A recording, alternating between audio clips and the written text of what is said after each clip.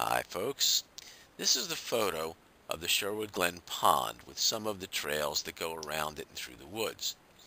On most days I walk along the area highlighted in red and look for signs of beaver activity and other wildlife.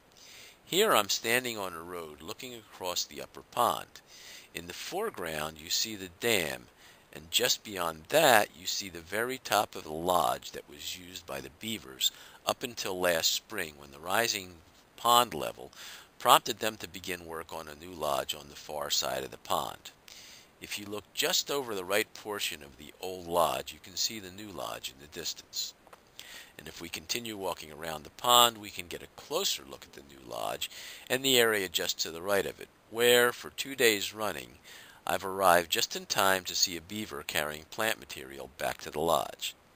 Now, I'm not sure whether he was just bringing home dinner and munched on it, or he saw me and decided not to come back. But on both days, he didn't come back, and this was the last sighting I had for the next hour and a half. Moving along to the end of the trail, there's a large open area where I found other signs of life, such as this deer track.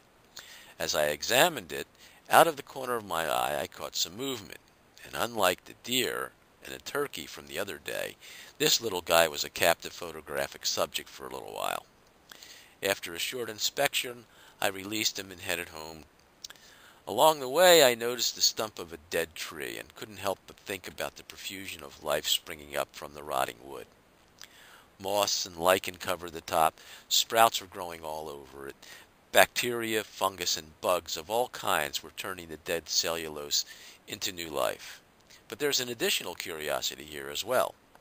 It's a birch tree that took root in the stump and attached itself in a rather unique way. But nothing's permanent, and moving back a little bit, we can see that a few years ago, that birch became food and building material for the beavers.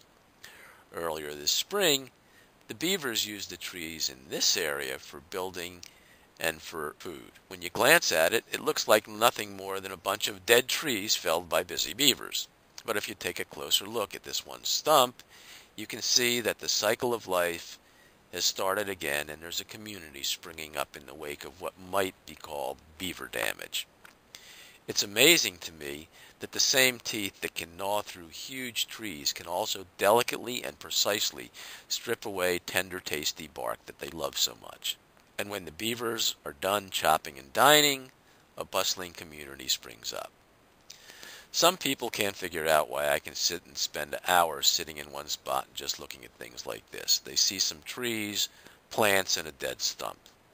I see a story of forest succession and a struggle for survival and a cycle of life within the ecosystem that has gone on long before we came here and will be going on long after we're gone. I can't help but wonder what I'll see tomorrow.